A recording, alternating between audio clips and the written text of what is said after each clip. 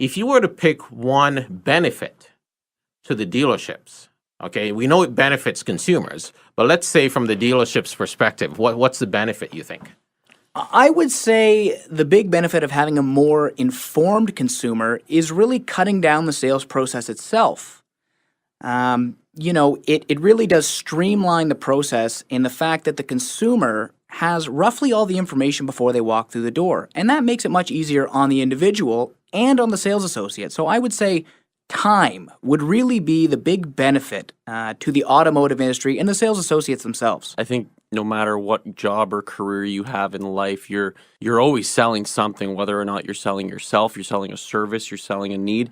It doesn't matter, I think, in any situation given, you're not a salesperson. I mean, I think some people take, being a salesperson is being some sort of type of person, but at the end of the day, I really think, and I agree with the both of you, is that I really think that everyone in their own way is some sort of salesman or saleswoman in their life. And as a profession, you could read this and listen to podcasts and other opinions anywhere in the world.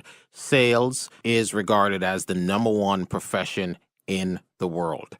A good salesperson in their field can make more money than anyone else, whether you're selling airplanes, automobiles, homes, solutions, medical equipment, medicine, you're selling. So it's very important to put this into perspective. We talked about that in sort of the first episode, that the internet really changed the game from that. And I think what sales associates in any field have to understand is they're no longer the authority figure on their product. I mean, yes, the consumer does have to come to you for the most point, but it's not that, what you know and they know is so different. People come in very researched. They know what they're typically looking for.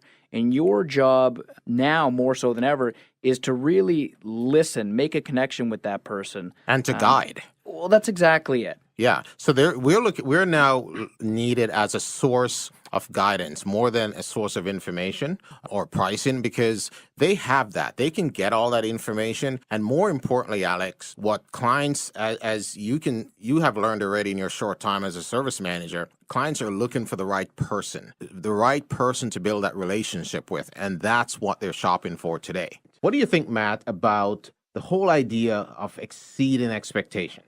I think that's one of the most important things, because anyone can go anywhere today and essentially get the same product. Your goal to separate yourself from everybody else out there is to exceed your client's expectations. Know what they're looking for, go above and beyond. I mean, common and uncommon courtesies will make the difference between you and somebody else. And hopefully, if you blow somebody out of the water by exceeding what they were looking for, they're not going to go looking somewhere else. They're going to stick with you right off the bat. And sometimes I find that ultimately makes them make the decision right then and there without having to go anywhere else, because, there's so much poor service out there in retail that if they run into someone that actually delivers over-the-top service, they'll actually make the buying decision right then and there. So I think the magic is in video. That's where I think we can actually make the connection. I think the magic is going to happen in video. So any type of video communication, and retailers need to understand that video communication is the now, like I said that earlier. So if you're not communicating already with your customers, you are behind. But that's going to go further into live video. And you mentioned that, like live Facebook, but even further, like YouTube video is taking on a huge chapter into marketing, and it's going to continue. So imagine, and I know this sounds crazy, but just imagine like live TV. Think reality TV right from at your the store. dealership. Right That's from your right, dealership, yeah. at the dealership. And that's what the market wants. That we see that the market wants story, the live stories. They want the authentic story behind the brand, behind the dealership, behind the retail, behind the person. Yes, even. the people That's who are where actually involved. Even the salespeople have the opportunity to have a personality and stand out. And that's what successful companies such as Tesla are out there and communicating directly with their customers. The CEO is sending out the message directly to their customers, and that's what the customers feel. The drivers get the connection with the CEO. It's live. It's personable. Or companies like Cadillac are actually out there with their ambassadors sharing their stories. And that's how they're reaching millennials. And the ambassadors are obviously geared to the demographic that That's they're right. trying to They're cater targeting the age group, the lifestyle. And once they're sharing these stories, one of those core principles that a lot of salespeople just don't get is being prepared, getting an early start. Yes. How do you find that, and why do you think that that's important? Well, I think being prepared, you got to ask yourself, what am I being prepared for? And so the big question is, how do I make this a win-win situation for the person I'm sitting with? So if I'm going to be prepared, I got to know what that person's win is. And what I find is a lot of salespeople, it's about me. Yeah. You know, I need this sale. You know, I'm supporting my family.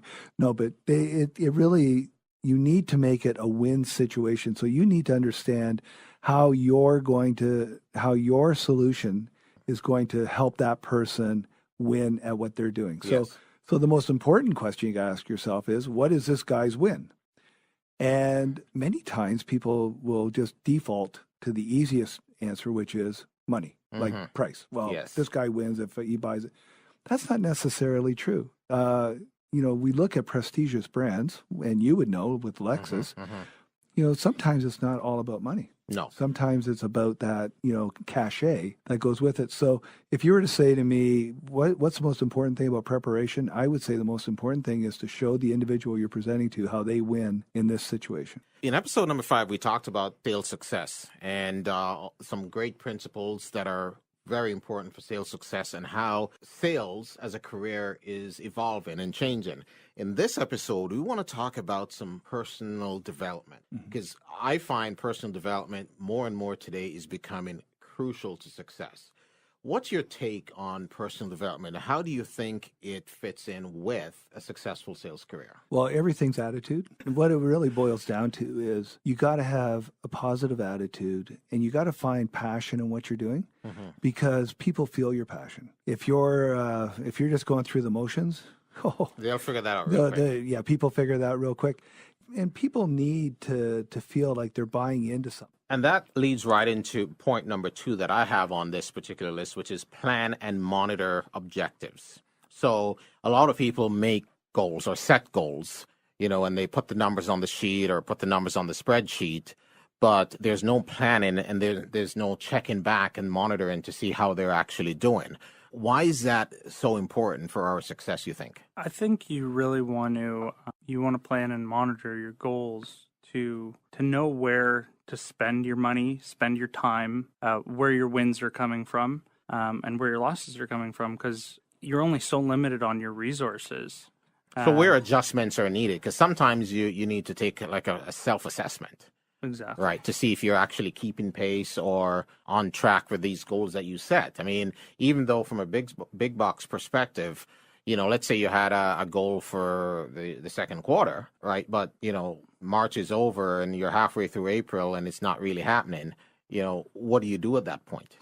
You know, Everald, you touched on something so important, but I think especially in this line of work, if you're not following up and you're not keeping pace and providing that feedback in the moment, how you're trending, it's lost in translation. It's lost in translation. Yeah. And time moves so quickly that you're no longer planning the following week. You're planning 2, 3, 4 weeks out. And so as soon as you take your eye off the prize, whether it's a goal or a stretch goal that you want to attain, and you're not following up and providing the feedback to your team, that's a complete disconnect. But how do successful salespeople convert the objections into opportunity? Because this is where a lot of salespeople lose the client. What's your take on this, Matt? Well, yeah, it's something I actually encounter every day, you know, between cold calling, which actually takes me to my next point, is to be consistent with cold calling and prospecting. That's something that's definitely necessary in my line of work anyway. Yeah, I get hit with common roadblocks being, you know, the guy's at home during the day. He's like, my wife's the decision maker. And, you know, coming across those roadblocks is definitely something that needs to be done in order to get new opportunities. Yes. So objections in the automotive world is, okay, it's not the right size, it's the payment, it's the price, my husband's not here, it won't fit my 3 dogs, whatever. I mean, there are a million different objections and reasons. And dealing with real estate, you're talking about bigger ticket items, hundreds of thousands, sometimes millions of dollars. So to be able to overcome those objections from the perspective of the client, how do you find it, Dario? In the field that I'm in, overcoming objection is something that has to be taught consistently every day. It's not going away. Very seldomly do you find someone that can bring a specific tactic or strategy to the table that works every time. Every time, because yeah. you don't know what you're going to be getting on the other end. In the field that I'm in, customer loyalty programs are extremely important. And as you know today, just about every top brand is working on loyalty programs. One of the points you touched on was one of the reasons you're back there training is because you've actually done it. Yes. Okay, and that to me is a very big deal today because I get up in front of, when I do lectures today at a couple of colleges here in Toronto, one of the clarifications I really come out and say right off the bat is, hey, I'm in sales, I have been in sales, and by the way, I'm still killing it. I'm still doing it much better than everybody else at my store or in the industry. This is not just somebody who did case studies or research or dabbled in sales. This is someone that's been successful in sales and is basically finding a way to coach great talent and to mentor and to teach and to train and to develop better sales talent. So I find that adds instant credibility because I didn't just write a book because I wanted to be an author. I wrote a book because I had a lot to say about sales after actually doing it.